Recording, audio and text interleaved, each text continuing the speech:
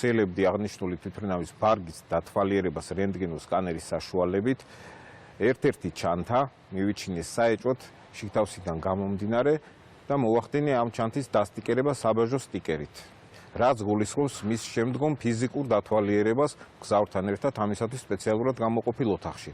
დათვალიერების შედეგად აღმოჩენილი იქნა სავარაუდოდ ნარკოტიკული საშუალება მარიხუანა, წონით 12 კილოგრამი და 500 გრამი და ასევე სავარაუდოდ ნარკოტიკული საშუალება ჰაში.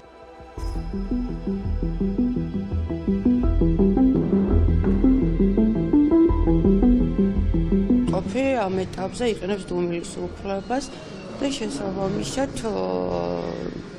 დეტალურად დანარჩენს ყველა ინფორმაციას მოგაწვდით მოგვიანებით, როდესაც ის გადაწყვეტს საგამოძიებო ორგანოს მიაწოდოს დეტალური ინფორმაცია წარდგენილ უბრალობასთან დაკავშირებით.